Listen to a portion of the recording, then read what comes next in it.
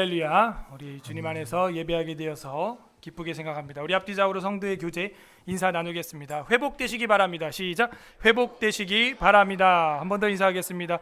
지혜를 받읍시다. 시작. 지혜를 받읍시다. 지난 주일에는 코람데오라는 제목으로 하나님 앞에서 잠언 25장의 특별 계시를 선포했습니다. 한 주 동안도 하나님 앞에서 마음을 제어하여 성벽과 성읍을 사수하며 사셨는지요. 오늘은 고장난 지혜라는 제목으로 잠언 26장의 특별 계시의 말씀을 선포하고자 합니다. 다 함께 따라하겠습니다. 고장난 지혜, 고장난 지혜.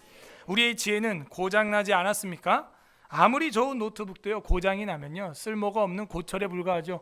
그 좋은 슈퍼컴퓨터도요, 바이러스에 감염되거나 고장이 나거나 하드웨어가 부서지거나 무용지물이 되는 겁니다. 아무리 좋은 아이패드, 아이폰, 스마트폰도요, 고장이 나면요 제대로 확인을 할 수가 없어요. 사용을 할 수가 없어요. 작동을 시킬 수가 없습니다.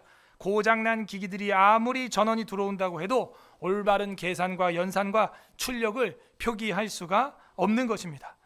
오늘 성경 본문에는 고장난 지혜가 나오고 있습니다. 이 고장난 지혜는 도대체 어떻게 고쳐야 될까요?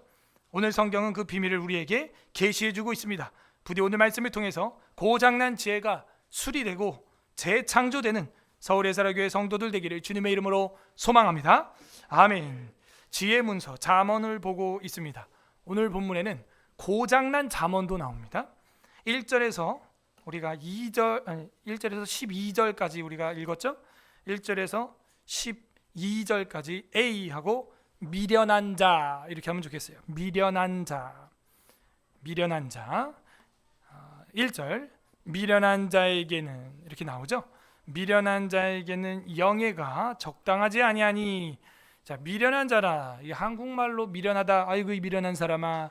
그 뜻은요, 터무니없이 고집을 피우는 걸 우리 국어사전에서는 미련하다 이렇게 표현을 하고 있습니다.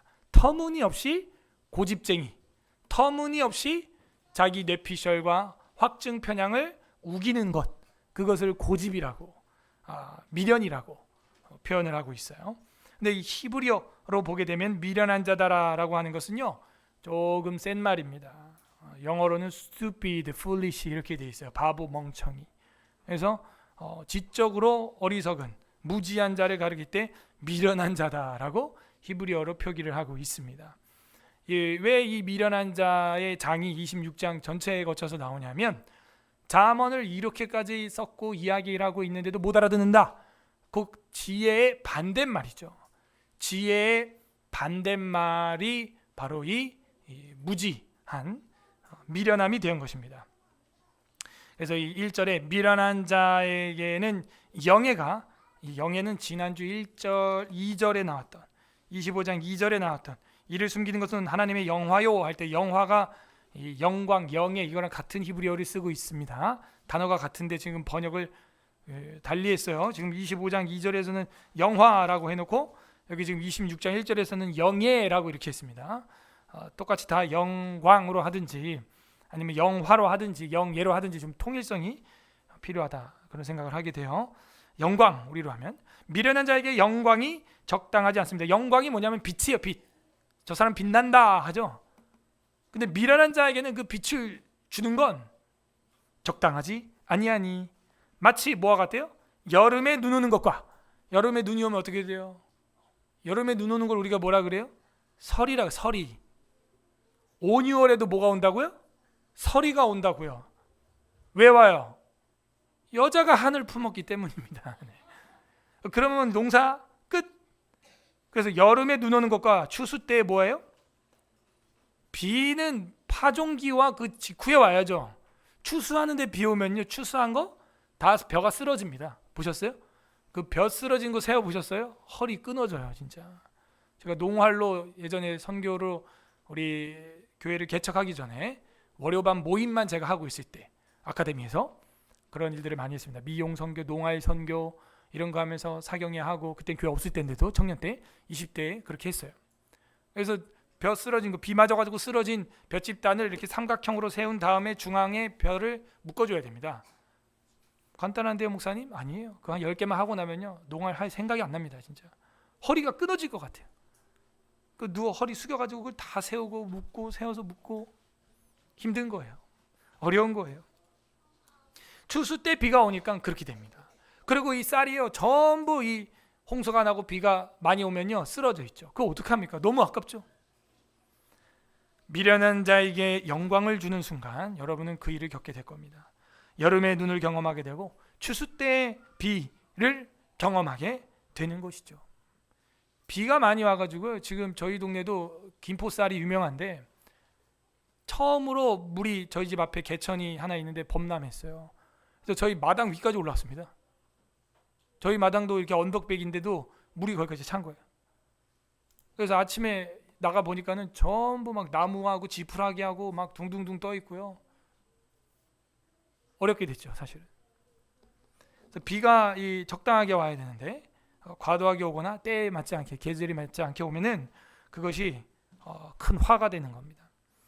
2절 까닭 없는 저주는 참새가 떠도는 것과 제비가 날아가는 것 같다. 이게 무슨 얘기냐면 참새하고 제비가 하늘에 붕붕 날아다니는 것처럼 까닭 없는 저주는 그렇게 손에 잡히지 않는다.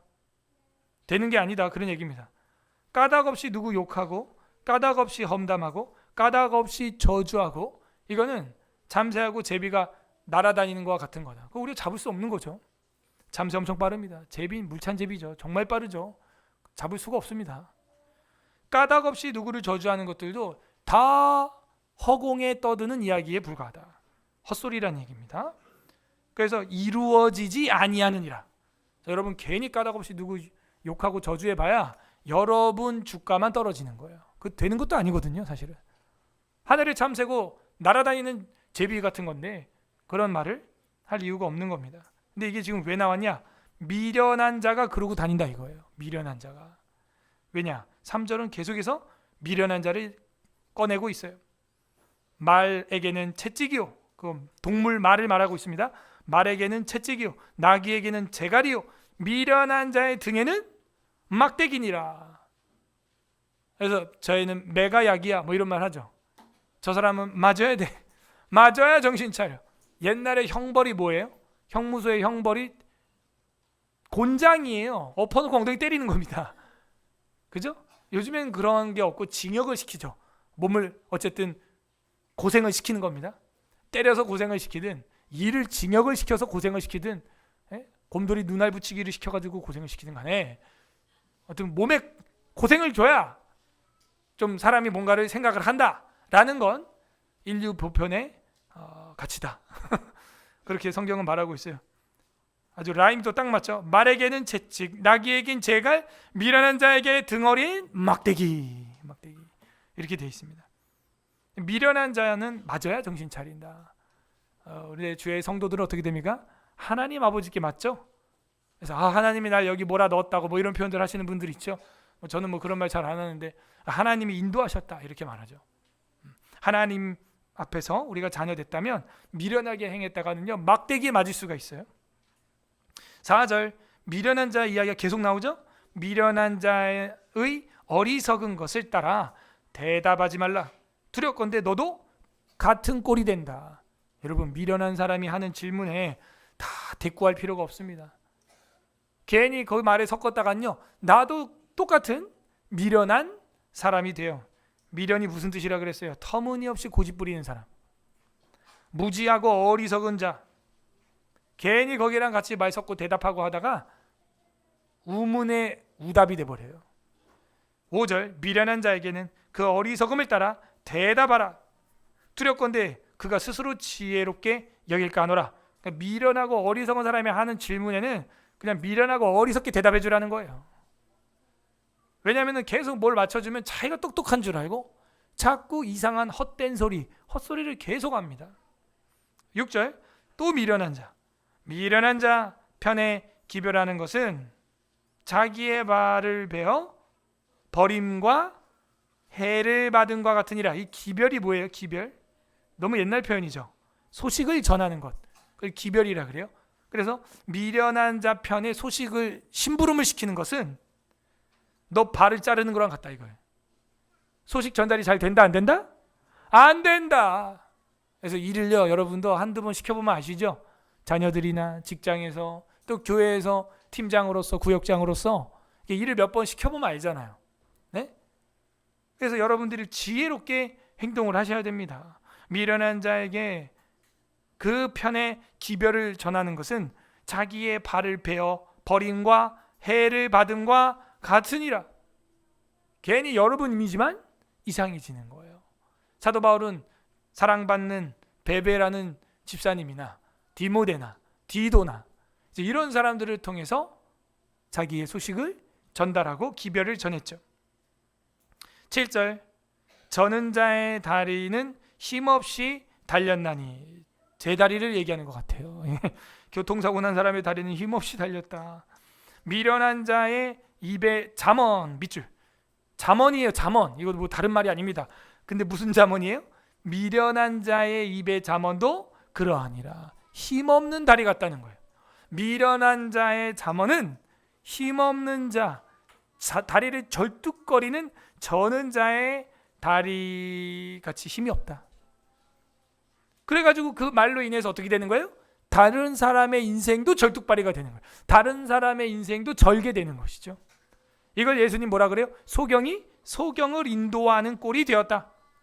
이게 뭐 다른 말이 아닙니다. 잠언이래요. 잠언. 히브리어로도 보게 되면 마샬 정확히 되어 있습니다.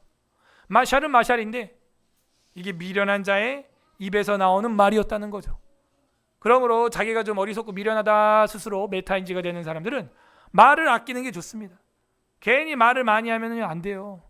성경에도 말했죠. 말을 적게 하는 자는 지혜롭게 보이거니와. 아무리 지혜로운 사람도 말을 많이 하게 되면 지혜롭지 못하게 보인다. 그러므로 여러분이 훈계나 교육의 장소에 강단에 선 사람이 아니라면 굳이 사석에서 여러 말을 할 필요가 없고 많이 들어주는 것이 좋습니다. 그게 지혜입니다. 8절 미련한 자의 영예, 이거 똑같죠. 1절에 나온 영광이에요. 미련한 자에게 영광을 주는 것은 돌을 물매에 매는 것과 같으니라. 이거 우리가 안 해봐서 그래요. 이 물매라고 하는 것은 여러분 다윗이 골리앗 때려 죽일 때 썼던 그 마르게마라고 하는 투석기를 말하는 거예요. 투석기 이렇게 줄로 만들어가지고 이렇게 돌리다가 딱 놓으면은 어떻게 돼요? 돌이 슝 날아가가지고 원심력에 의하여 엄청나게 빨리 날아가게 되는 겁니다. 그게 뭐라고요? 물매. 근데 돌을 물매에다가 메어버렸다는 거예요. 물매에 얹은 게 아니고 얹으면은 딱 놓으면은 평 나가는데 그 물매에다가 새총, 우리말로 하면은 새총의 돌을 새총의 맨자와 같도다 이 얘기예요. 새총에다가 새총 돌을 올려야지, 얹어야지. 새총에다가 새총 돌을 묶어 놓으면은 잘 봐요.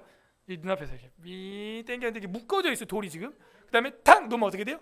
따다 이렇게 되는 거예요. 물매도 똑같은 거예요. 이렇게 하는데 탁 하나를 놓으면은 돌이 이제 싹 풀리면서 나가야 되는데 그 돌을 그 물매에 묶어놨기 때문에 돌리다가 딱 놓으면은 슉 돌아갔고 딱 이렇게 되는 거예요. 마치 제가 안경 쓰고 세수하는 꼴이 되는 것이죠.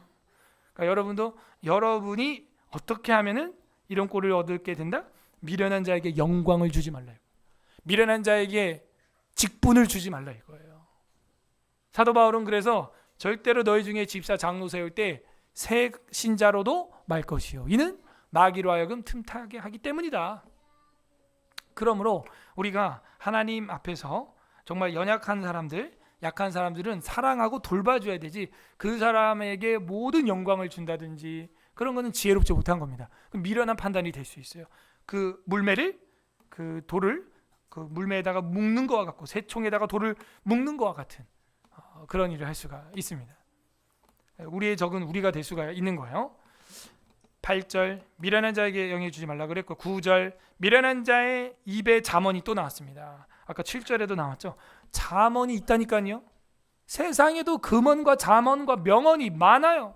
그런데 미련한 자의 입에서 나오는 잠언은 술 취한 자의 손에 든 가시나무와 같다는 거예요. 술 취한 사람이 가시나무 들고 있으면 뭐 하겠어요?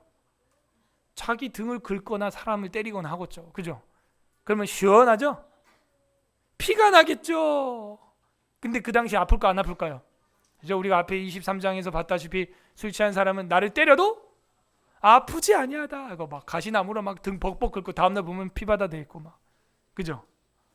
조심해야 돼요. 미련한 자가 하는 명언, 잠언, 이건 술 취한 자가 자기 손에 든 가시와 같은 것이죠. 잘못된 상담사를 만나면 여러분이 그 일을 당하게 됩니다. 그래서 잘못된 상담사를 만나면 이 내담자 인생이 더 망가져요. 정말 위험합니다. 이단 교주 만나면 우리의 영혼이 더 망가지는 겁니다. 미련한 자의 입에서 나오는 잠언은 술 취한 자가 손에 든 가시나무 같으니라. 10절 장인의 온갖 것은, 이 장인은 장인어른이 아니죠. 마이스터를 말하고 있는 거예요. 전문가. 장인이 온갖 것을 만들지라도, 아주 똑똑하죠. 기술자죠. 미련한 자를 고용하는 것은 지나가는 행인을 고용하는 것과 같으니라. 아무리 사장님이 똑똑해도 직원을 잘못 고용하는데 거기서 미련한 직원을 고용하게 되면 어떻게 된다? 그냥 지나가는 사람 갖다 세우는 거랑 똑같다는 거예요. 그래서 저희 교회도 사업자 하시는 분들이 여러분 계시는데, 그냥 일할 사람 없다고 아무나 들였다가는 본전을 못 찾아요. 차라리 힘든 게 날 수 있습니다. 이전보다 더 마이너스 될 수 있어요. 급하다고 해가지고 미련한 자를 고용했다가는 큰일 나는 겁니다. 지나가는 행인을 고용하는 거와 같은 거예요. 이건 우리가 명심해야겠어요. 11절 개가 토한 것을 도로 먹는 것 같이 미련한 자는 그 미련한 것을 거듭 행하기 때문이죠. 그래서 40이 넘으면 사람이 잘 고쳐져요? 안 고쳐져요?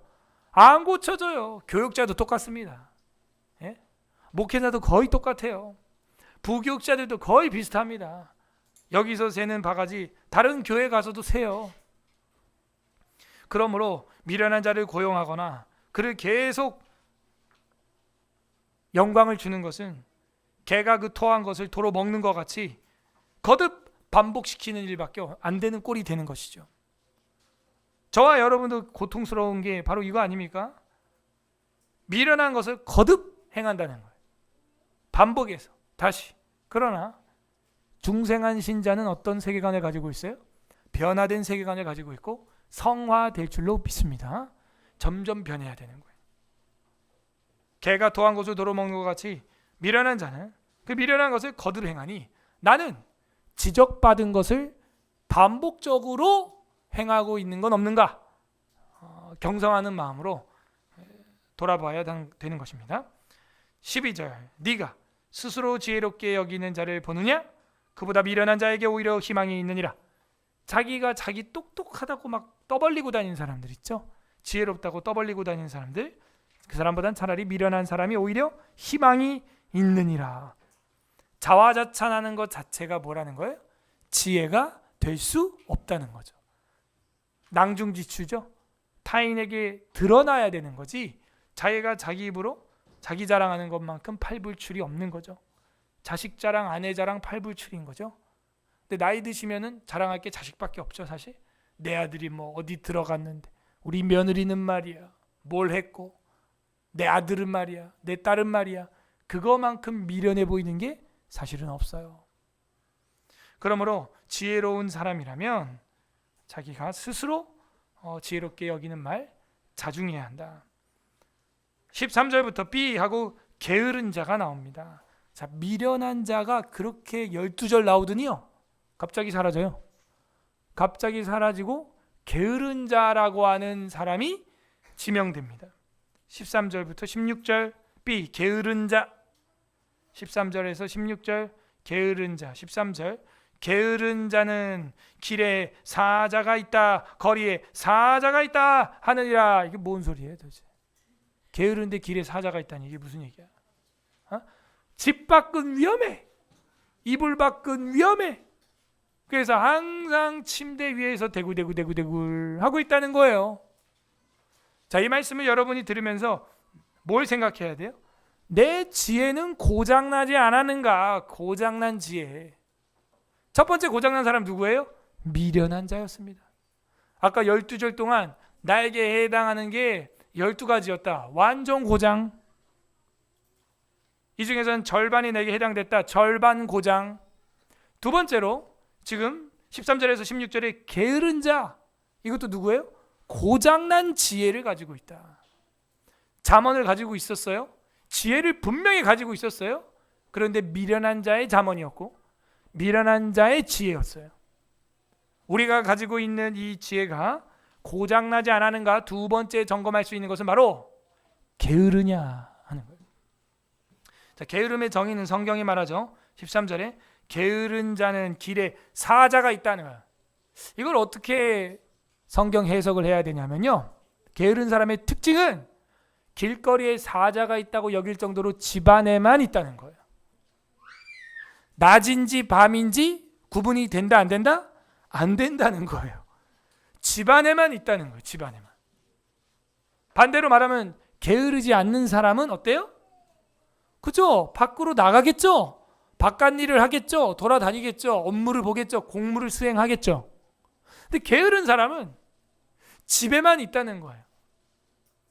여러분도 청년 시절, 솔로 시절 부모님 밑에 있을 때 많이 피워봤을 겁니다. 게으름. 저도 새벽 늦게 자고 점심 지나서 일어나고 그런 생활을 좀 해봤습니다. 청년 때, 20대 초반에. 왜 새벽 늦게 자냐? 컴퓨터를 해야 되니까. 아침에 일찍 일어나서 하는 일이 아침 일찍도 아니지만 해가 중천인데도 아버지가 안 혼내요. 이제 청년이기 때문에 뭐 혼내거나 뭐 훈계하거나 회초리하거나 안 하시는 거예요. 그러니까 뭐 살판 났죠 뭐. 그래가지고 중천에 떠서 일어나면 아침에 제일 먼저 일어나서 하는 행동이 뭐예요? 부팅. 그리고 이제 잘 때 이제 시스템 종료 이렇게 하고 자는 거죠. 참 늘어지게 자고 허리 아프게 잡았어요, 여러분. 허리 아프게. 허리가 아파서 잠 있게 이제 못 자겠다 보면 한 10대 잔 거야. 이제 일어나 볼까? 이러고 이제 일어나는 거죠. 지금은 잘 시간이 없어요. 지금 이제 좀 허리 아프게 잠 잡았으면. 여러분, 게으른 사람의 특징은 길거리에 사자가 있다. 집 밖은 위험해, 이불 밖은 위험해. 그 맥락이에요. 그게 누구냐? 고장난 지혜를 가지고 있다 하는 거죠. 14절 문짝에 돌적이가 따라서 도는 것 같이 게으른 자는 침상을 도느니라. 우리는 문짝에 돌적이가 뭔지 모르는데 여기 있죠. 문짝에 경첩 보여요? 옛날에는 돌로 경첩을 만들었어요. 그래서 저 문 열고 닫을 때 저 경첩이 어떻게 해요? 경첩이? 에? 경첩이 저기 원기둥처럼 생긴 저 경첩이 이렇게 왔다 갔다 하잖아요. 게으른 사람은 침대 위에서 그러고 있다 그 얘기예요. 이리 돌았다 저리 돌았다 이리 돌았다 저리 돌았다. 이제 이쪽으로 누워볼까? 허리가 아프니 저쪽으로 누워봐야지. 이제 숨쉬기가 불편하네. 저쪽으로 누워볼까? 심장이 쪼이네. 이쪽으로 눌러야지. 저 문이 계속 열고 닫고 이따가 보세요. 또 문장나하지 마세요. 문장나하면 혼나. 집사님들이 들락날락 할 때 보라고 저 경첩 부분이 어떻게 움직이나. 게으른 사람은 저 경첩처럼 가만히 있으면서 그 자리에서 왔다 갔다 뒹굴 하고 있다는 겁니다. 어디서? 침상에서. 침상은 침대를 말합니다. 15절 게으른 자는 그 손을 그릇에 넣고도 입으로 올리기를 괴로워하느니라. 누가 이거 좀 내 입에 넣어줬으면 좋겠네. 우리나라 속담에도 감나무 밑에서 입 벌리고 있다 그런 얘기 있죠. 감나무 밑에서 입 벌리고 있는 거야. 입으로 감이 쏙 들어와라 그냥. 그러고 있는 거예요. 그러다가 새똥 들어갑니다. 여기 보면요, 게으른 사람은요 그 음식 그릇에 손을 넣고도 입까지 가지고 오는 그 에너지 소비하기가 귀찮아. 여기 특별히 청년분들 돈 벌 게 천지에 널려 있어요. 근데 돈 못 벌겠다 그러고 있으면요 이 성경 구조를 묵상하셔야 됩니다. 그릇에 손을 넣고도 입으로 끌고 오질 않는 거일 수도 있다 하는 거죠. 우리가 게으른 자는 그래서 자기 입에 넣을 음식이 손에 있는데도 넣지 않는다는 거예요. 안타깝습니다. 16절 게으른 자 마지막 절입니다. 게으른 자는 사리에 맞게 대답하는 사람 7보다 자기를 지혜롭게 여기느니라. 게으른 사람 만나면요 말이 통해요 안 통해요? 안 통합니다. 그거는 그냥 목사님이 해보신 거고 그거는 목사님 경험이고 사실 현실은 목사님 그렇지 않아요. 저랑 한번 바꿔봐요. 본인이 이제 강단에 서시고 제가 한번 돈 벌어보겠습니다. 제대로 벌어보겠습니다. 여러분, 게으른 자는요, 지혜로운 사람 7명이 와서 이야기를 해도요, 자기가 옳다는 거예요. 자, 이게 누구랑 지금 동일인이에요?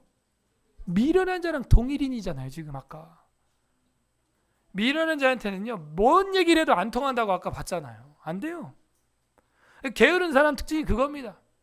제가 신방을 하면서 상담을 하면서 이렇게 해봐라, 이거 된다 하는 사람은 돼, 하는 청년들은 돼, 또 하는 성도들은 됩니다. 심지어 애도 생겨. 그런데 이렇게 해봐라 해도요, 그건 목사님 생각이고 그 쉽게 잘 안 돼요. 그렇게 뭐 유튜브도 그 잘 안 되고요. 뭐 근데 순종하는 사람은 유튜브에 유자도 몰랐던 사람도 돼요. 안타깝다는 거야. 그런 거 보면 저는 참. 게으른 사람은요, 자리에 맞게 대답하는 사람 7명이 와도요, 자기 지혜가 더 지혜롭다는 거예요. 7명이요. 7명을 얘기하는 게 아닌 거 아시죠? 이 히브리어 7이 의미하는 게 뭐라 그랬어요? 완전. 이 7이라고 하는 히브리어의 원어 그 근원이 반복이라는 뜻이에요. 그 반복은 맹세라는 뜻을 가지고 있고, 그 맹세는 완전하다는 뜻을 가지고 있는 거예요. 그래서 완전한 자의 지혜를 들어도 듣지 않는 사람이 있어요. 누구겠어요? 솔로몬의 지혜를 듣고도 듣지 않는 자죠. 그 사람 어떻게 구제합니까? 심지어 하나님이 와서 얘기하는데도 안 들어. 예수님, 바리새인들, 서기관, 사두개인, 하나님이 와서 이야기하는데도 안 듣는다니까요. 이거 어떻게 합니까? 지옥 가야죠, 뭐. 그냥 답이 없는 거예요. 이번 주에도 소래교회 이제 성지순례 탐방 우리나라 코스로 정해져 있는데 순교자 기념관 갔다가 들렸는데, 거기에 최건능 목사님 기념비가, 거기 순교자비가 소래교회 앞에 있더라고요. 최건능 목사님이 한 유명한 말이 있죠. 뭐예요? 예수천당 불신 지옥이에요. 안 듣는데, 안 믿는데 어떡해요? 미련한 자요, 게으른 자요. 그거 어떡합니까? 대책이 없는데. 몇 번이나 구원해 주려고 그래도 거듭 개가 토하듯이 거듭 그거 토한 것을 먹고 있는데 답이 없는 거예요. 그 다음 17절부터 우리 마지막 절까지 C 하고 말쟁이 이러면 되겠습니다. 말쟁이. 어떤 주석가는 사고뭉치 이렇게 해놨어요. 요 단락을. 정말 말 안 듣는다. 진짜 말 안 듣는구나. 사고뭉치 이렇게 해놨어요. 말 안 듣는 사고뭉치에 대하여. 그게 17절부터라는 거예요. 저는 좀 표현이 사고뭉치 뭐 이렇게 해서 그냥 말쟁이 이렇게 했습니다. 17절, 길로 지나가다가 자기와 상관없는 다툼을 간섭하는 자는 개 귀를 잡는 자와 같으니라. 여러분, 개 귀 한번 손가락 넣어서 확 잡아봐요. 어떻게 될까요? 앙 무는 거야. 길 가는데 여러분이랑 아무 상관없는 싸움에 간섭할 때는요, 개에게 물릴 각오를 하고 덤벼야 됩니다. 그런 정의감이 없이는 쉽지 않아요. 그런 지혜가 필요합니다. 괜히 남의 싸움에 끼지 않도록 하시길 바랍니다. 왜? 자초지정을 여러분이 모르기 때문에 악인을 두둔하고 있는 거일 수가 있어요. 또 잘못하면 극히 조심해야 됩니다. 개의 귀를 잡는 것 같아요. 근데 그가 누구냐? 다투음을 일으키는 자들은 말쟁이죠. 개의 귀를 잡는 자 같은 사람, 남의 싸움에 간섭하는 사람 누구예요? 말하기 좋아하는 사람이에요. 이 사람들이. 18절, 횃불을 던지며 화살을 쏘는 사람을 죽이는, 화살을 쏘아서 사람을 죽이는 미친 사람이 있나니. 성경에 이런 표현도 있어요. 미친 사람이 있대요. 누구? 괜한 사람 화살로 쏴. 우리로 하면은 이제 묻지마 살인 이런 거죠. 괜히 연관도 없으면서 차로 들이받아 죽이고, 칼로 찍어 죽이고, 찔러 죽이고, 막 돌로 막 퍽치기 해서 죽이고, 그런 일이 종종 뉴스에 나오거든요. 그러면 어떤 원인이 있는 원한의 관계냐? 아니에요. 전혀 모르는 사람이. 그 미친 사람이래, 성경이. 횃불을 던지고 화살을 쏘고 막 괜히 사람 죽이고 이런 미친 사람이 있대요. 근데 이게 여기서 끝나지 않죠? 19절, 자기의 이웃을 속이고 말하기를 내가 희롱하였노라 하는 자도 그러하니라. 뭐 미친 사람이라는 거예요. 이 사람들이 다 누구냐면요, 말쟁이들이에요. 남의 싸움에 간섭하고 괜히 관계도 없는 사람 죽이는 것도 그거 다 말쟁이들이 하는 것입니다. 그리고 뭐래요? 자기 이웃을 속이려고 말하기를 그래 내가 희롱했다. 우리로 하면요 이게 희롱이 아니라 농담이에요. 히브리어로 보게 되면 그래 내가 농담한 거야 한번. 내가 한번 장난친 거야. 내가 한번 놀린 거야. 놀림, 장난. 이걸 여기는 희롱이라고 번역을 했어요. 19절에. 우리 성도들도요. 친구들 간에 왜 싸우고 마음이 상하냐? 내가 그냥 장난으로 한번 해본 거야. 얘들아. 장난으로 하는 걸 성경에서는 뭐라 그러냐면은 그거를 미친 짓이라는 거예요. 미친 사람이 있나니 이렇게 하는 거예요. 왜 장난으로 그렇게 하죠? 왜 그냥 희롱하는 거예요? 그래 내가 희롱했다. 내가 농담으로 한번 그랬다. 우리나라 속담에도 무심코 던진 돌에 개구리는 어떻게 돼요? 죽는다는 거예요. 나는 자 돌 던지기 우리 한번 해보자. 슉 던졌는데 그 풀숲에 개구리가 그 돌 콱 맞고 죽었어. 장난이야? 장난인데 죽었다니까? 따라하세요. 장난치지 말자. 자, 옆 사람한테 인사합시다. 우리 서로 농담 자제합시다. 시작. 농담을 자제합시다. 놀린다, 장난이다. 그 농담이라고 하는 거고 19절에서는 희롱하였노라 라고 하는 거예요. 자기 이웃을 거짓말로 속여놓고 나 농담한 거야 그냥. 근데 그 이웃은 진짜 그 말을 듣고 망하는 길로 가고 있어 지금. 그럼 어떻게 되죠? 그 이웃은 죽는 거예요. 걔 진짜 갔어 거기. 정말? 나 그냥 장난으로 한 말인데? 장난으로 한 말인데? 막 때리고. 어제도 주일학교에 난 장난으로 한 건데 세 대 때려 했더니 진짜 때렸어. 그럼 당연히 마음 상하지 맞은 애는. 장난으로 말한 건데 똥침해 했더니 진짜 똥침하려다가 또 싸웠어. 그 똥침 잘못하면 그 망가져 뒤에 다. 병원 가야 돼. 똥이 흘러나오고 막 그래. 그 똥침 하는 거 아니야. 장난인데 목사님. 어제 왜 장난하지 마. 넌 장난으로 했지만 누구 몸은 망가지는 거야. 누구 똥은 잘못 나와 그러다. 똥침하지 마. 알았죠? 따라서 장난하지 말자. 농담하지 말자. 그죠? 근데 이제 농담과 장난이 통하는 사람들이 있죠. 서로 말을 안 해도 알 정도로 친하다. 그러면은 뭐 유머와 위트는 통할 수 있겠죠. 구분을 잘해야 돼요. 이렇게 오해가 생겼다면 그 사람은 장난하면 안 되는 사람입니다. 농담으로 말하는 거 소그룹 모임에서 절대로 하면 안 되는 사람이라는 증거는 나는 농담으로 했는데 누군가 시험 든다. 그럼 하면 안 되죠. 그죠? 누군가 상처받고 소그룹 모임에 나오기 싫어한다. 하면 안 되죠. 농담 라이센스가 없어. 그 사람은. 예전에는 간혹 제가 하는 말을 막 따라하시는 분들 봤는데요. 제가 하는 말에는 성도들이 그렇게 막 상처 안 받아요. 그냥 목사님이 그냥 어떤 의도로 의중으로 하는 얘기. 근데 청년이 성도들이 서로 막 그렇게 잘못하면요 상처되는 거예요. 자기가 목사님인가? 자기가 담임 목사인가? 이러면서 상처가 되는 거예요. 극히 조심하셔야 됩니다. 극히. 아셨죠? 자, 그래서 이 16절에서 말하는 것은 게으른 자가 결국에는 이 말쟁이로 번지는 모습 우리는 보게 됩니다.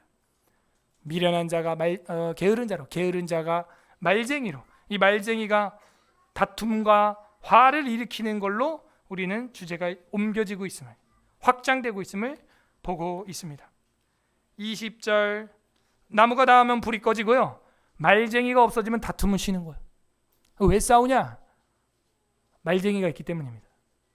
말을 삼가하는 은혜가 우리에게 임하기를 바랍니다. 21절 숯불위에 숯을 더하는 것과 타는 불에 나무를 더하는 것 같이 다툼을 좋아하는 자는 시비를 일으키느니라. 다툼을 일으키는 자가 누구예요? 말쟁이에요. 자꾸 시비를 일으켜. 자꾸 말을 꺼내. 그래서 시비가 생긴다. 말쟁이에 대한 이야기. 22절 남의 말하기를 좋아하는 자의 말은 별식, 이거는 이제 간식 이런 거죠. 맛있는 간식들 같아서 배에서 깊은 데로 내려가느니라. 이거 어서만 읽었는데 어디서 읽었어요? 옆에 써요. 잠언 18장 8절과 똑같습니다. 단 한 글자도 안 틀려요. 18장 8절과 동일하다. 자, 이러면 이제 자유주의 신학자들은 뭐라 그래요? 이거 봐.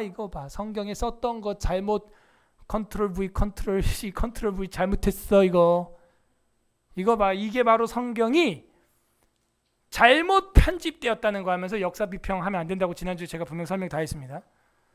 본문 비평은 할 수 있는데 역사 비평은 하는 거 아니라 그랬죠. 근데 여기 요 구절 가지고 그럴 수 있죠.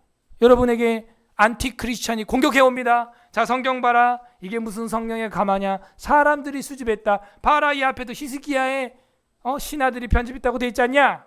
무슨 하나님의 감동 같은 소리 하고 있냐. 여기 봐라. 똑같은 게 18장 8절과 22절에 똑같이 잘못 들어왔다. 이거 어떻게 할 거냐. 여러분 뭐라고 그 사람에게 대답을 해주겠습니까? 중요하니까. 반복되는 것은 중요하니까. 오, 여기 또 들은 게 있어요. 그죠? 풍어를 읊네요. 또 그래, 중요하니까 반복되는 거고 그게 성령의 감화다. 너 성경 안 봤냐? 중요한 거는 예수님이 반복해서 말해요, 안 해요? 예수님을 봐라. 내가 진실로 진실로 내게 이르노니 또다시 이르노니. 사도 바울 봐라. 내가 너희에게 같은 말을 반복하는 것이 내게 수고로움이 없고 너희에게는 안전하니라. 할렐루야? 그런 성경 구절이 있어요? 있어요. 내가 같은 말을 반복하는 것이 너희에게 안전하고 내게는 수고로움이 없다. 반복되는 거 우리는 하나도 안 이상해.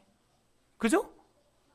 예수님이 반복하셨고 바울이 반복을 했고 성경이 반복해서 모이는 거에 대해서 이야기하는데 그 한 절 반복된 거 가지고 뭐가 많이 반복했다 그러는 거예요? 귀 있는 자는 성령이 교회들에게 하는 말을 들을지어다. 아멘. 그 말이 요한계시록에 몇 번 나와요. 귀 있는 자는 성령이 교회들에게 하는 말을 들어라. 반복하잖아요 지금.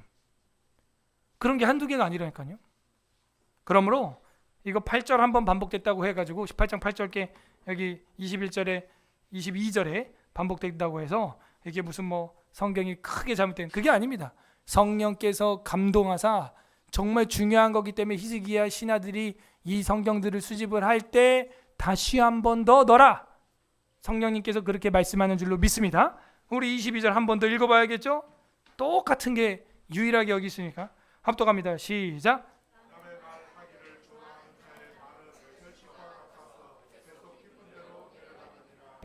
아멘. 그러므로 남의 말하기를 좋아하는 자 절대로 주의해라. 23절. 온유한 입술에 악한 마음은 봐봐요. 온유한 건 좋은 거죠. 근데 악한 마음은 나쁜 거죠.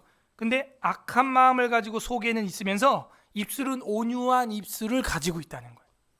입술만 친절하다는 거예요. 속은 악한데 그건 뭐와 같대요? 은을 입힌 토기와 같다는 거. 이게 은이 아니에요. 이게 톡이거든요. 톡이 있는데 질그릇인데 은으로 이렇게 겉딱지만 씌워놨다. 포장만 했다 이거죠. 마치 그런 그릇처럼 속은 악한 마음을 가지고 있으면서 입술로만은 부드러운 말하고 이거는 하나님이 볼 때 그냥 흙으로 본다는 거. 흙으로 도금된 거라는 거죠. 우리도 그럴 수 있죠. 진실로 성도들과 목회자를 존경하지 않으면서 속으로는 악한 마음 가지고 있으면서 입술로는 립 서비스라고 이런 건 보다 고장난 지혜다. 고장난 지혜고 말쟁이다라는 것을 지금 세 번째 단락이 우리에게 알려주고 있습니다. 24절. 원수는 입술로 꾸미고 속으로는 속임을 품나니. 지금 윗절과 일맥이죠. 같은 흐름입니다. 그래서 원수는 입술로는 계속 꾸며내고 말쟁이고 속으로는 악을 품은 은으로 도금한 질그릇에 불과하다. 도색한 질그릇에 불과하다. 25절. 그 말이 좋을지라도 계속 말에 관련된 겁니다. 믿지 말 것은 그 마음에 7가지 가증한 것이 있습니다. 완벽히 가증한 게 그 속에 들어있어. 절대 그 말 믿지 마. 안 믿을 수가 있나? 근데 속이는데 여러분 안 속을 자신 있어요? 속이는데 사기 안 당해봤습니까? 당해봤죠? 외통수예요. 빠져나갈 구멍이 없어요. 그렇게 사기를 치는 거예요. 네. 기가 막힙니다. 26절로 넘어갑니다. 속임으로 그 미움을 감출지라도, 그 입술로 감추는 거죠. 결국에는 말로 그의 악이 회중 앞에 드러나느니라. 말로 이렇게 계속 속이는 사람이 있어요. 그런데 결국에 나중에 집단 앞에, 무리 앞에 그거는 드러날 수밖에 없습니다. 그거는 반드시 드러날 수밖에 없어요. 꺼내지게 되어 있는 것입니다. 27절, 함정을 파는 자는 그것에 빠질 거다. 누가? 너가, 자기가. 함정을 파는 자가 빠질 것이요, 돌을 굴리는 자는 도리어 그 돌에 너가 치일 거야. 이게 무슨 얘기예요? 우리가 이 시편과 잠언 읽을 때 구약 성경 전체를 봐야 된다 그랬죠? 혹시 그런 사람 기억나요? 함정을 팠는데 자기가 빠졌던 사람. 하만, 에스더예요. 그죠? 유대인들 죽이려고 모르드게 장대에 달으려고 이렇게 사형 틀을 만들었다가 자기가 거기 베어요. 우리가 성경을 보면서 함정을 파는 자가 스스로 거기 빠지는 걸 얼마나 많이 봅니까? 사실은 유다가 요셉을 건져줘서 살았지만 그 유다도 같이 동생을 구덩이에 집어넣을 때 그 자리에 있었죠. 그리고 그 형제들이 겪는 꼴을 보십시오. 사선을 넘나들지 않습니까? 그 요셉이 쌀을 주지 않았으면 다 죽는 거예요. 결국 자기들이 요셉을 무시했다가 자기들 목숨이 왔다 갔다 하는 그런 시절을 겪게 됩니다. 가룟 유다가 예수님 팔아먹는데 앞장섰다가 결국 어떻게 됩니까? 자기 생명이 팔려요. 피바트로. 자기가 잘 먹으려고, 잘 살아보려고 은 30에 예수님 팔았단 말이죠. 자기가 그 처형대에 달리게 돼요. 목매어 죽으니라. 사도행전은 그가 배가 터져서 창자가 흘러나오니라. 그러니까 목을 맸다가 그게 툭 끊어지면서 떨어지니까 터져서 창자가 흘러나온 거고, 그 밭을 피밭이라 이렇게 돼요. 피밭. 그 좋은 땅을 돈 주고 사가지고 이름을 피밭이라 이렇게 된 거예요. 본인이 함정을 파놓고 본인이 빠지는 거예요. 안타깝죠. 함정을 파는 자는 그것에 빠질 것이요, 돌을 굴리는 자는 결국 그 돌에 자기가 치이게 될 것이다. 바로 왕도 이스라엘 백성들을 풀어준다고 그렇게 한 다음에 뒤쫓아가서 죽여버리겠다고 따라가더니 결국 자기가 죽어요. 홍해에 빠져가지고. 이스라엘 백성들 홍해에 다 밀어넣겠다고 자기가 가놓고 자기가 빠져 죽어요. 함정을 파는 자는 결국 거기에 빠집니다. 우리가 한 말들, 행동들 정말 조심해야겠죠. 우리가 정치인들 보면서 그런 거 느끼죠. 그 정치인의 적은 그 정치인이다. 그죠? 남궁현우의 적은 남궁현우. 뭐 이렇게 되는 거예요. 잘못된 것 있으면 예전에 했던 말을 회개하고 철회한 다음에 반성하고 새로운 일을 개진하든가, 그런 것도 없이 계속 앞뒤가 안 맞는 말을 하는 것은 그거는 미련한 자와 동일하다라고 말쟁이를 지금 드러내고 있는 겁니다. 하나님의 은혜 가운데 우리가 예배 소송하는데 이게 유죄도 아닌 무죄도 아닌 유죄가 나온 거예요. 무슨 얘기냐면 기소유예하고 그 다음에 선고유예하고 집행유예가 있는데 우리가 아는 건 집행유예밖에 없죠. 집행유예는 죄가 있다는 거예요. 그래갖고 이제 뭐 징역 2년에 벌금 1,000만 원 했는데 징역 시키지 않습니다. 근데 그 기간에 징역이 딱 될 만한 짓을 또 하면 이제 가중처벌되는 거죠. 그 다음에 기소유예는 뭐냐면 검사가 내는 건데, 검사 차원에서 딱 볼 때 이거는 판사한테까지 가지고 갈 문제가 아니다. 그래서 그냥 내 검사 손에서 그냥 유예를 시키겠다. 이 기소유예가 제일 사실은 좋은 겁니다. 그 법정까지 안 가니까, 검사 손에서 그냥 끝나니까. 그런데 기소유예를 못 시키는 경우가 대다수입니다. 왜? 기소유예를 몰라요, 사람들이. 거의. 난 그거 알고 있었다 하는 사람 손들어. 기소유예가 뭔지 있는지 뭐 어떻게 하는지 우리도 몰랐죠, 사실은. 그게 이제 판사 손에 넘어가 버리면은 그 다음으로 제일 좋은 게 선고유예예요. 집행유예는 그건 거의 뭐 끝난 거고, 집행유예 가기 전에 선고유예밖에 안 남아 있어요. 이제 마지막 찬스가. 그럼 뭐냐면 검사는 나에게 판사한테 일거리를 넘겼는데 판사가 볼 때 검사가 넘긴 일이 조금 애매하다 이거예요. 굉장히 애매한 거예요. 근데 이미 기소가 돼서 넘어왔어 판사한테. 그러니까 판사 손에서 최고로 선을 베풀어 줄 수 있는 게 선고유예예요. 그래서 선고를 유예한다는 것이죠. 근데 이게 애매한 거야. 검사가 볼 땐 기소할 만한데 내가 볼 때는 이거 유죄로 때리기엔 애매해. 참 진퇴양난이죠. 그러니까 검사는 이거 죄 있다고 보는데 자기가 볼 때는 굉장히 애매한 거예요. 그렇다고 검사를 무시할 수는 없습니다, 판사가. 그래서 우리 그 판결문에 보게 되면은 죄 없다 할 수는 없다는 거예요. 기소가 됐으니까. 검사가 기소해서 올렸으니까. 그럼 왜 죄 없다 할 수 없냐 하면 이 국회의원들이 여기 나와 있는 진짜 미친 그 국회의원 같은 사람들이 있어요.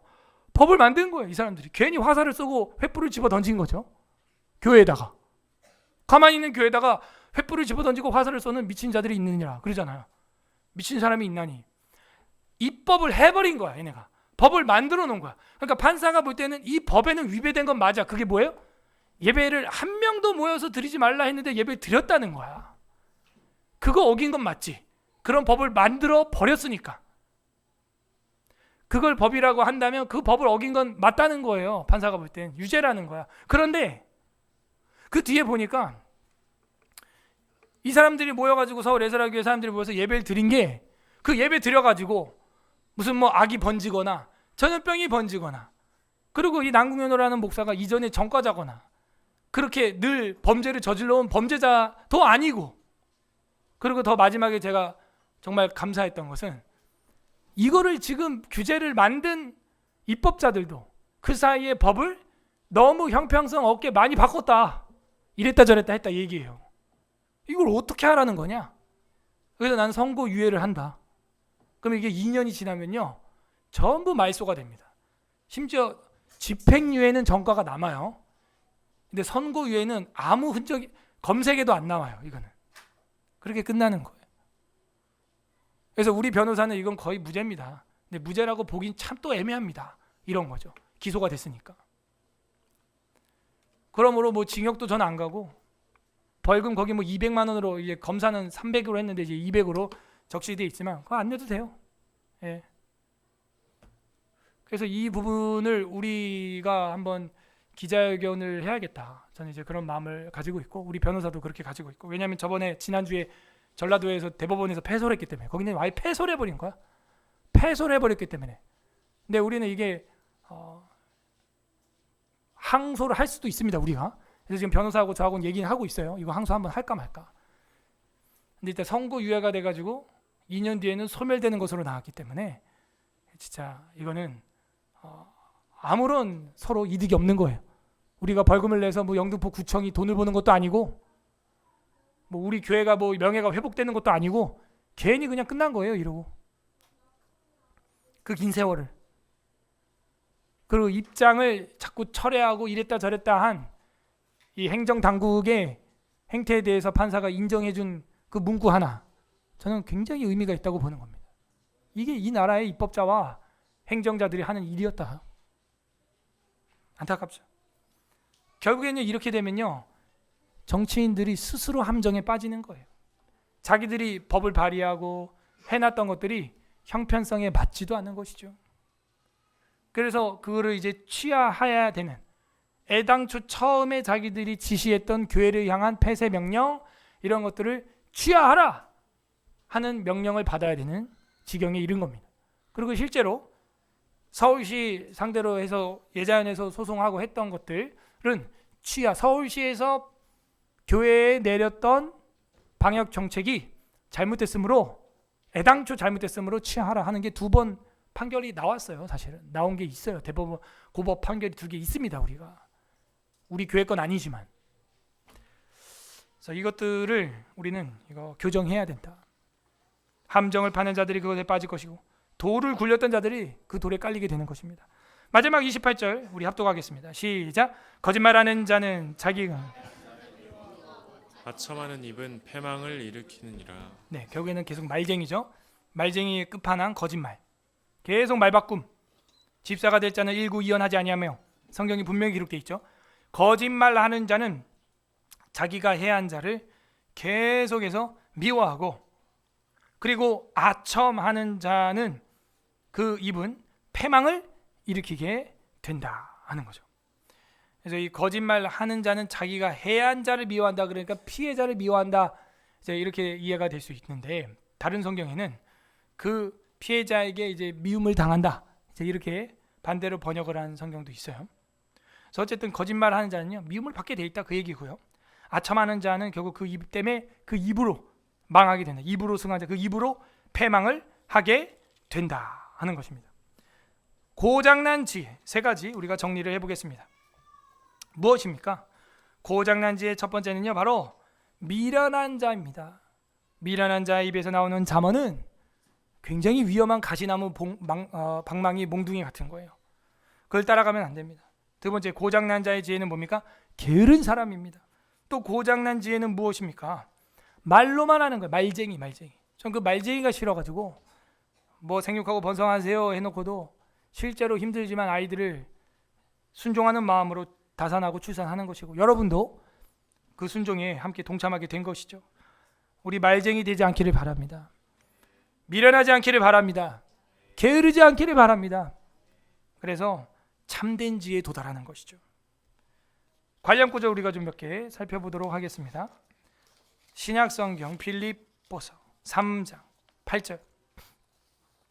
빌립보서 3장 8절에 보게 되면은 진짜 지혜가 무엇이냐 설명을 해주고 있어요.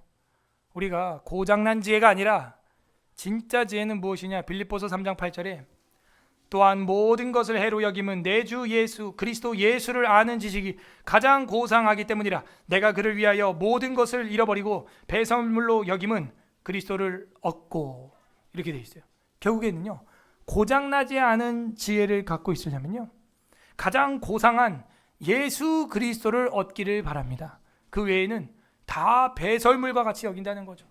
남는 건 예수님밖에 없는 거예요. 결국에는 우리가 가지고 있는 지혜와 지식은 결국 다 평준화가 일어납니다. 디도서 1장 12절 보십시오. 디도서 1장 12절에 보게 되면 말 안 듣는 그레데인들이 나오고 있어요. 그레데라고 하는 섬이 있죠. 거기에 이제 디도가 목회를 하고 있는데, 디도 1장 12절 우리 합독하겠습니다. 시작. 그레데인 중에 어떤 선지자가 말하되 그레데인들은 항상 거짓말쟁이며 악한 짐승이며 배만 위하는 게으름 뱅이라 하니. 그죠? 저 문에 달려있는 경첩처럼, 그리고 침대 밖은 위험해 하는 게으른 사람처럼 항상 게으를 뿐만이 아니라 거짓말쟁이였다는 거예요. 그러므로 이것은 전형적으로 고장난 지혜를 가지고 있는 사람들을 보여주고 있는 표본입니다. 그레데인들, 그들은 거짓말쟁이고 악한 짐승 미련한 자고 자기 배만 위한 게으름뱅이라, 이렇게 되어 있죠. 신약 성경에도 분명히 있습니다. 이런 사람들이. 사도 바울은 데살로니가 서신에서 일하기 싫거든 먹지도 말라. 어떤 자는 일도 안 하면서 공연히 말썽만 일으키는 자가 있다고 내가 들었다. 바울도 목회하는데 결코 쉽지 않았습니다. 웨스트민스터 신앙고백서 6장 선행 사망에 보게 되면은 이런 말씀이 있습니다. 6장 선행 사망. 선을 행할 수 있는 신자의 능력은 결코 그들 자신에게서 나오는 것이 아니고 전적으로 그리스도의 영으로부터 나온다. 성령 받으시기 바랍니다. 그리고 그들이 선을 행할 수 있으려면 그들이 이미 받은 은혜 외에도 그들 안에서 역사하여 자기의 기쁘신 뜻을 위해 그들로 하여금 소원을 두고 행하게 하시는 바로 그 성령의 실제적인 감화가 필요하다. 지금 감화와 감동의 언어를 구별하여 사용하고 있는 것을 우리는 정확히 알 수가 있습니다. 그렇다고 해서 성령의 특별한 역사가 없으면 아무런 의무도 실천할 필요가 없는 것으로 오해하여 나태에 빠져서는 안 되며, 게으름이죠. 나태, 게으름에 빠져서는 안 되며 그들 안에 있는 하나님의 은혜를 힘써 부릴 듯 해야 한다. 우리가 이 미련함과 게으름과 말쟁이에서 벗어나려면 결국 성령을 받아야 하는 것이죠. 변화됩니다. 오늘 다 성령 받기를 바랍니다. 성령 받는 데서 끝이면 안 된다고 분명 얘기했죠. 이미 받은 은혜 외에도 또 역사하시는 그 기쁘신 하나님의 소원, 성령의 실제적인 역사, 감화, 이게 필요하다는 거예요. 여러분이 차 한 번 주유했다고 영원히 타는 게 아니에요. 계속 주유를 해야 되는 것처럼 성령이 내주한다고 하여 충만이 아닌 것입니다. 성령 충만하기를 바랍니다. 어떤 하나님 마음이 있습니까? 고장난 저와 여러분을 수리해 주기 위해서 자기 아들 독생자를 십자가에서 죽였어요. 그래서 우리를 고쳐 주신 겁니다. 고장 수리해 주신 거예요. 각자 적용해 보겠습니다. 고장난 지혜 무엇이었습니까? 미련하게 행했던 내 모습, 그 고장난 거였구나. 게으르게 행했던 내 한 주, 그 고장난 지혜였구나. 말쟁이로서 끝난 내 삶, 그거는 잠언은 잠언인데 미련한 자의 가시방망이 같은 잠언이었다, 말쟁이였다 하는 것이죠. 참 지혜자가 되려면 결국에는 우리는 성경 앞에 서야 되고 사경의 앞에 서야 되고 십자가 앞에 서야 되는 것입니다. 예수 그리스도께서는 우리의 참된 지혜를 바라보고 있습니다. 그건 바로 순종, 충성이에요. 충성. 오늘 마지막 성경 마태복음 25장 22절에 보겠습니다. 마태복음 25장 22절, 마태복음 25장 22절, 신약성경 44페이지 25장 22절에서 30절까지입니다. 저랑 교독해 보겠습니다. 제가 25장 22절 읽겠습니다. 2달란트 받았던 자도 와서 이르되 주인이여, 내가 2달란트를 주셨는데 보소서, 내가 또 2달란트를 남겼나이다. 그 주인이 이르되 잘하였도다 착하고 충성된 종아, 네가 적은 일에 충성하였음에 내가 많은 것을 내게 맡기리니 내 주인의 즐거움에 참여할지어다 하고, 1달란트 받았던 자는 와서 이르되 주인이여, 당신은 굳은 사람이라 심지 않은 데서 거두고 해치지 않는 데서 모으는 줄을 내가 알았으므로 두려워하여 나가서 당신의 달란트를 땅에 감추어 두었었나이다. 보소서, 당신의 것을 가지셨나이다. 그 주인이 대답하여 이르되 악하고 게으른 종아, 나는 심지 않은 데서 거두고 해치지 않은 데서 모으는 줄로 네가 알았느냐? 그러면 네가 마땅히 내 돈을 취리하는 자들에게나 맡겼다가 내가 돌아와서 내 원금과 이자를 받게 하였을 것이니라 하고, 그에게서 그 1달란트를 빼앗아 10달란트 가진 자에게 주라. 무릇 있는 자는 받아 풍족하게 되고 없는 자는 그 있는 것까지 빼앗기리라. 다 같이 이 무익한 종을 바깥 어두운 데로 내쫓으라. 거기서 슬피 울며 이를 갈리라 하니라. 주인에게 달란트를 받았으면서 우리 주인은 굳고 아주 심지가 견고한 사람인데 그 심지 않은 데서 거두고 그 해치지 않은 데서 거두는 고약한 주인 같다 이거예요. 그래서 제가 가지고 있다가 본전 안 잃어버리고 이렇게 나왔습니다. 너가 정말 내가 그렇게 고약한 주인으로 봤냐? 그러면 차라리 은행에 맡겨가지고 이자라도 가져오자 그랬어. 고약한 사람이 아니다 이 얘기죠. 너가 마이너스 있었어도 내가 뭐라고 안 해. 내가 원하는 건 뭐예요? 23절이죠. 잘하였도다 착하고 충성된 종아, 주인이 시키는 대로 순종했냐 충성했냐 그걸 보려고 한 거지, 돈 얼마 남겼냐 그거 보려고 한 거 아니에요. 하나님이 우리에게 주신 은사들도요, 그걸 통해서 너가 얼마나 남겼냐를 보려는 게 아니에요. 그걸 가지고 청지기의식을 가지고 순종했냐 충성했냐, 우리의 표어가 뭐예요? 충성하리라. 그거 보려는 거지, 아이고 목사님 저는 못해요 그런 거 보려고 한 거 아니에요.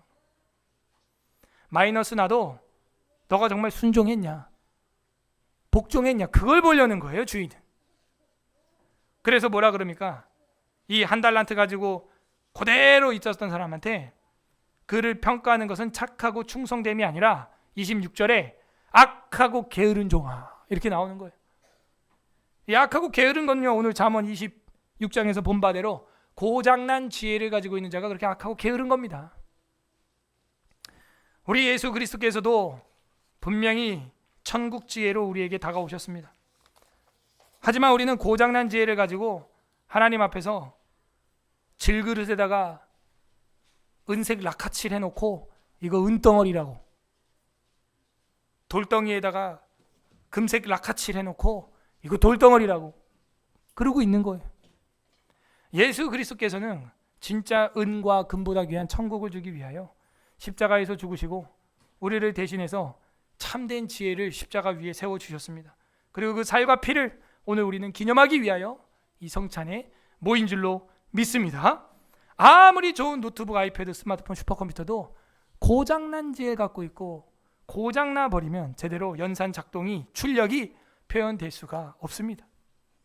우리가 고장난 이 부분을 십자가의 살과 피로 온전하게 고침을 받고 하나님 앞에서 쓰임받는 하늘의 지혜인들, 착하고 충성된 종들 되기를 바랍니다.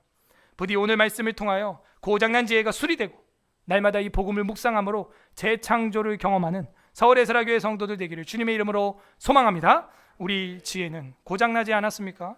설교를 생각하면서 26장 읽어보겠습니다.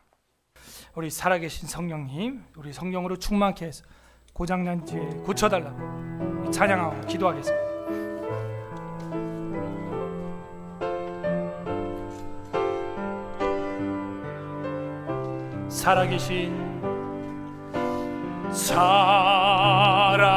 살아계신 성령님 날 붙드소서.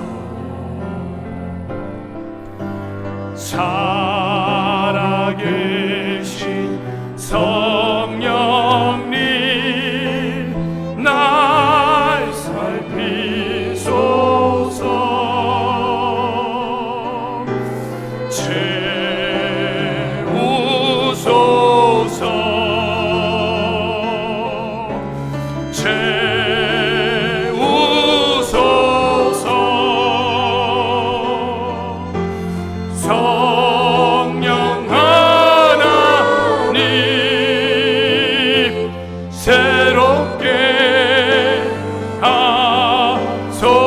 살아계신 성령님, 살아계신 성령님 날 붙드소서.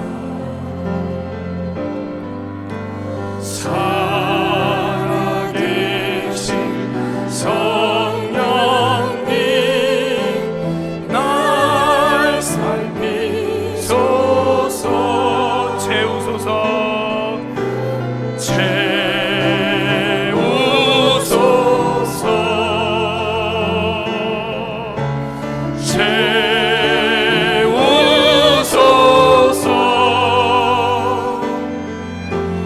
성령 하나님,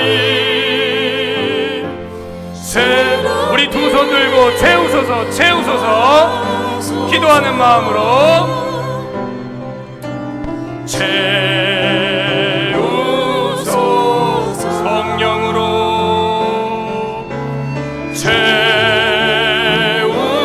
채우소서. 말씀으로 성령 하나님 새롭게 하소서. 이 시간 말씀 생각하면서 감사 기도하길 바랍니다. 하나님의 은혜와 사랑 가운데 고장난 우리를 초대하여 주시고 예수 십자가의 살과 피로 말미암아 우리를 고쳐주사 천국 지혜를 주심에 감사드립니다. 감사하시고 두 번째는 회개하겠습니다. 하나님의 지혜를 붙들지 못하고 고장난 지혜 그대로 붙잡고 미련하게 게으르게 말쟁이로 살았던 우리의 삶을 회개하오니 이 시간 주님의 보혈로 깨끗하게 용서하여 주시옵소서. 세 번째로는 간구하는 기도하시길 바랍니다. 주님, 우리의 삶 가운데서 고장난 지혜에 따라가지 않게 하여 주시고 미련하거나 게으르거나 말쟁이 되지 않게 하여 주시옵소서. 우리 주님 한번 부르고 기도하겠습니다. 주님, 하나님 아버지 감사드립니다. 고장난 우리들 예수 십자가의 피로 말미암아